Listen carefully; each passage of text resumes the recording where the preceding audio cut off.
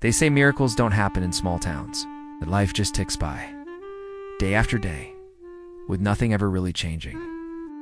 But what happened in Willow Creek proves that wrong.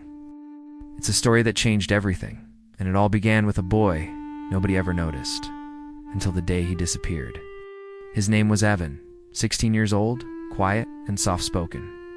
You'd always find him in the back row of the classroom, not because he was shy, but because silence was the one place where people didn't laugh at him. Evan wasn't a sports star. He wasn't at the top of his class. He wasn't popular. He just existed, a ghost in the hallways, invisible to everyone around him. But this invisibility was his cover. Because every day after school, while other kids were hanging out or playing games, Evan would run to a place at the very edge of town, the old abandoned library, a building draped in dust and forgotten by time. Nobody ever went there, except him. Inside that decaying library, surrounded by the ghosts of stories untold, Evan kept a secret. It wasn't a treasure map or a hidden stash of money. It was something far more precious, a journal, a simple worn-out notebook filled with ideas. Ideas to fix the problems of his town, the cracks that everyone saw but no one bothered to mend, the broken streetlights that left entire streets in darkness, the lack of clean running water in the poorer neighborhoods, the stray dogs and cats, ribs showing, starving on the corners, the kids who missed school because their parents couldn't afford the fees or the books. On every single page, under every single problem, Evan wrote the same 5 words: someone has to do something.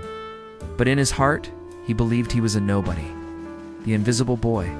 So he never showed his journal to anyone. It was his silent wish for a better world, locked away in a forgotten building, till one day it was gone. Evan went to his usual spot in the library, and the journal wasn't there.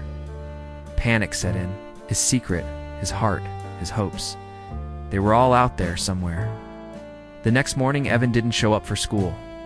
His empty seat at the back of the class, once so unnoticeable, suddenly felt like a gaping hole. His teachers tried calling his mother, but the phone just rang and rang. No answer.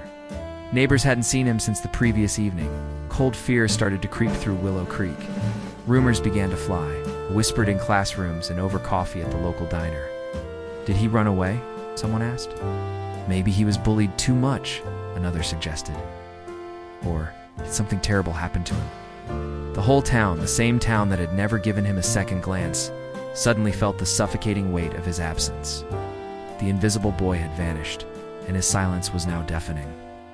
3 agonizing days passed. Search parties combed the woods. Flyers with his face were posted on every lamppost. The town held its breath. Then, a group of kids, exploring near the riverbank, found him. Evan was sitting quietly under a huge, ancient oak tree, just staring at the water. Beside him was a bag, and inside that bag was his journal. But something was different. It hadn't been stolen. It hadn't been lost and found. It had been read. Every single page, once filled only with his handwriting, was now covered in signatures. Hundreds of them. The mayor's name was there, scrawled in elegant cursive. The gruff owner of the corner store, the librarian from the new library, his teachers, and even the popular kids who never spoke to him, their names filled the margins. Someone had found the journal in the abandoned library, but instead of throwing it away, they started passing it around. From hand to hand, house to house, the journal traveled through the community, and people didn't just sign it. They wrote notes. Let's fix this together, one read. We never knew you cared so much, Evan, said another. And from a classmate, you inspired us. Sitting under that oak tree, clutching the journal to his chest, Evan cried. For the very first time, it wasn't because he was hurt or lonely. It was because he was finally truly seen. The town hadn't just found his journal. They had found him. The weeks and months that followed were like something out of a dream. The quiet wishes of a 16-year-old boy began to come true. Volunteers, spurred on by the words in his journal, came together. The broken streetlights were repaired, bathing the dark streets in a warm, safe glow. A local animal shelter was founded, and soon the stray animals had food, warmth, and new homes. The school started a community fund, ensuring that no child would ever miss out on their education because their family was struggling. And the abandoned library, the place where it all began, it was restored, cleaned, painted, and filled with new books. And at the grand reopening ceremony, the whole town gathered. When it came time to cut the ribbon, the mayor didn't step forward. Instead, he called a name. Evan's name. He handed the scissors to the quiet boy who had started it all. As the crowd applauded, the mayor put a hand on Evan's shoulder and said to everyone, "Sometimes the quietest person has the loudest heart." Evan didn't become a celebrity overnight. He didn't suddenly transform into the most popular kid in school. He was still Evan, but he was no longer invisible. He had started a movement, a quiet revolution, without ever saying a single word. He showed his town that one person, no matter how small or overlooked, can be the spark that lights up the world.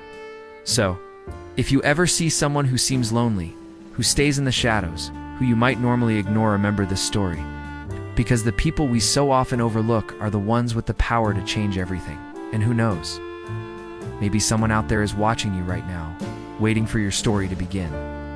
If this story touched your heart, please give this video a like, share it with someone who needs to hear it, and subscribe for more stories that inspire. Thank you for watching.